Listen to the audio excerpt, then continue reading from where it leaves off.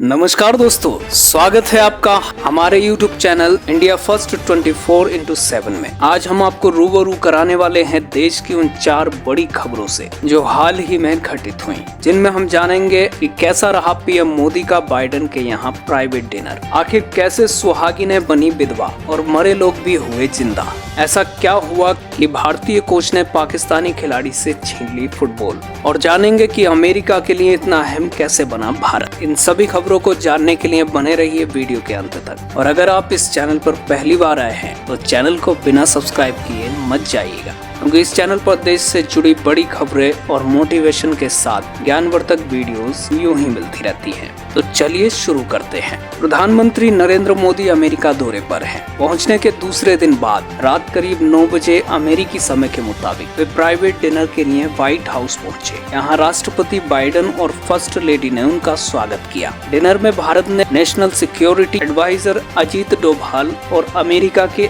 NSA Jake Sullivan भी मौजूद रहे। इस मौके पर पीएम मोदी ने अमेरिका की फर्स्ट लेडी जिल बाइडेन को 7.5 कैरेट का eco friendly green diamond gift किया। वहीं राष्ट्रपति बाइडेन को 10 प्रिंसिपल ऑफ उपनिषद किताब के फर्स्ट एडिशन के साथ मैसूर के चंदन से बना एक खास बॉक्स गिफ्ट किया गया, जिसे जयपुर के कारीगरों ने बनाया है। इस बॉक्स के अंदर भगवान गणेश की एक मूर्ति और एक दिए के साथ छोटी छोटी डिब्बियों में 10 गिफ्ट्स हैं, जिनमें पंजाब का घी, राजस्थान का हाथ से बनाया हुआ 24 कैरेट हॉलमार्क वाला सोने का सिक्का, महाराष्ट्र का गुड़, उत्तराखंड का चावल, तमिलनाडु का तिल, कर्नाटक के मैसूर के चंदन का टुकड़ा, पश्चिम बंगाल के कुशल कारीगरों से बनाया हुआ चांदी का नारियल, गुजरात का नमक, राजस्थानी कारीगरों का बनाया हुआ 99.5% शुद्ध चांदी का सिक्का है। अमेरिका के राष्ट्रपति पीएम मोदी को 20वीं सदी की एक बुक गैले विटेज अमेरिकी कैमरा, अमेरिकी वाइल्ड लाइफ फोटोग्राफी से जुड़ी एक किताब और रॉबर्ट फर्स्ट की संग्रहित कविताओं के पहले संस्करण की कॉपी गिफ्ट करेंगे।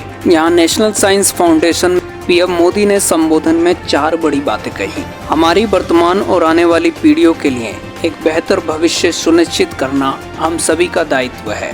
इस उज्जवल भविष्य के लिए शिक्षा स्कीम इनोवेशन आवश्यक है, और भारत में हमने इस दिशा में कई प्रयास किए हैं। हमने नेशनल एजुकेशन पॉलिसी में शिक्षा और स्किलिंग को बढ़ावा दिया है। हमने स्कूल में 10,000 अटल टिंकरिंग लैब्स की स्थापना की है, जहां बच्चों को कई तरह के इनोवेशन करने के लिए हर सुविधा दी जाएगी।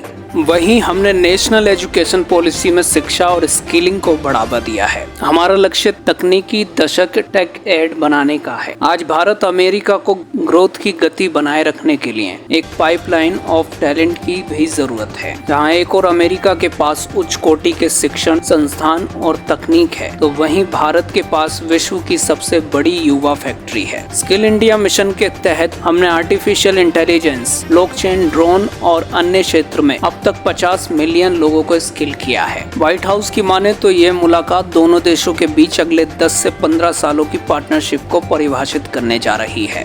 देखिए कैसे सुहागिनें बनी विधवा और मरे लोग भी हो गए जिंदा। दरअसल जयपुर राजस्थान में फर्जी पेंशन लेने से जुड़े एक बड़े फ्रॉड का पर्दाफाश हुआ है। राज्य में वृद्ध पेंशन के लिए 150 करोड़ रुपए से ज्यादा खर्च हुए हैं, लेकिन इस पेंशन योजना में शामिल ऐसे लोगों की संख्या 1 लाख से भी ज्यादा है जो राजस्थान के निवासी नहीं है। तकरीबन 4 लाख लोगों ने फर्जीवाड़ा कर सरकार को 450 करोड़ का नुकसान पहुंचाया है। राजस्थान के विभाग ने इस गड़बड़ी को ऑडिट में पकड़ा है। इस खुलासे के बाद राज्य सरकार फौरन एक्टिव हो गई है, और जिन भी लोगों ने इस तरह से फर्जीवाड़ा किया है उनकी पेंशन को तत्काल प्रभाव से रोकने के निर्देश दिए गए हैं। आखिर ऐसा क्या हुआ कि भारतीय कोच को पाकिस्तानी खिलाड़ी से फुटबॉल छीननी पड़ी।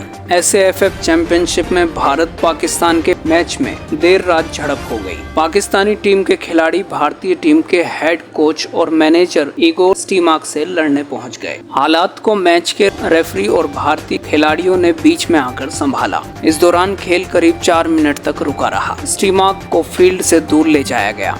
और रेफरी ने उन्हें रेड कार्ड दिखाया। स्टीमाक को अब भारत के अगले मैच में स्टेडियम से बाहर रहने की सजा दी गई है। दरअसल शाम 7:30 बजे बेंगलुरु के कांतिरावा स्टेडियम में भारत और पाकिस्तान की टीमें ग्रुप ए का मुकाबला देख खेलने उतरी थी। यहाँ हाफ टाइम के ठीक पहले 15 मिनट के अंदर ही भारत ने 2 गोल की बढ़त बना ली थी। 45वें मिनट में पाकिस्तानी खिलाड़ी हाफ लाइन से टीम इंडिया के गोल पोस्ट की ओर बॉल लेकर दौड़ा। भारतीय खिलाड़ी उसके सामने आया और बॉल खिलाड़ी से लगकर आउटलाइन के बाहर चली गई। पाकिस्तान प्लेयर को लगा कि बॉल भारतीय खिलाड़ियों के पैर से लगकर बाहर गई है, इसलिए उसने थ्रो इन करने के लिए बॉल को जल्दी से उठा लिया। तभी नजदीक खड़े टीम इंडिया के हेड कोच इगोर स्टीमाक ने पाकिस्तानी खिलाड़ी के हाथ से फुटबॉल नीचे गिरा दी। कोच के बीच में आने पर फील्ड पर मौजूद सभी पाकिस्तानी प्लेयर्स स्टीमाक की ओर दौड़ पड़े। तभी भारतीय खिलाड़ी और रेफरी बीच में आ गए। विवाद बढ़ा तो रेफरी और दोनों कप्तानों ने अपनी टीम के खिलाड़ियों को शांत कराया। करीब 4 मिनट तक खेल रुका रहा। नेपाल के रेफरी प्रज्वल छेत्री ने कोच स्टीमाक को रेड कार्ड दिखा दिया। इस दौरान पाकिस्तानी कोचिंग स्टाफ के एक मेंबर को भी येलो कार्ड दिखाया गया। अब जानते हैं कि आखिर अमेरिका के लिए इतना अहम कैसे बना भारत। प्रधानमंत्री नरेंद्र मोदी 8वीं अमेरिकी यात्रा पर हैं, लेकिन खास बात यह है कि पहली बार स्टेट विजिट पर वहां पहुंचे हैं। इससे पहले सिर्फ प्रधानमंत्री नरेंद्र मोदी सिंह 2009 में यूएस प्रेसिडेंट के न्योते पर अमेरिका गए। यानी कि आजादी के 75 साल में भारत के सिर्फ 2 प्रधानमंत्री को अमेरिका से सम्मान मिला है। जानना जरूरी है कि आखिर पिछले 14 सालों में ऐसा क्या बदल गया कि भारत अमेरिका के लिए इतना अहम हो गया। दरअसल भारत संयुक्त राज्य संबंध से आशय भारत और संयुक्त राज्य अमेरिका के बीच अंतर्राष्ट्रीय संबंध से है। जबकि भारत 1961 में गुट निरपेक्ष आंदोलन की स्थापना करने वाले देशों में प्रमुख था, किंतु शीत युद्ध के समय उसके अमेरिका के बजाय सोवियत संघ से बाहर संबंध थे। 21वीं सदी में भारतीय विदेश नीतियों ने बहुध्रुवीय दुनिया के भीतर संप्रभु अधिकारियों की रक्षा और राष्ट्रीय हितों को बढ़ावा देने के लिए भारत की रणनीति स्वायत्तता का लाभ उठाने की मांग की। राष्ट्रपति जॉर्ज डब्ल्यू बुश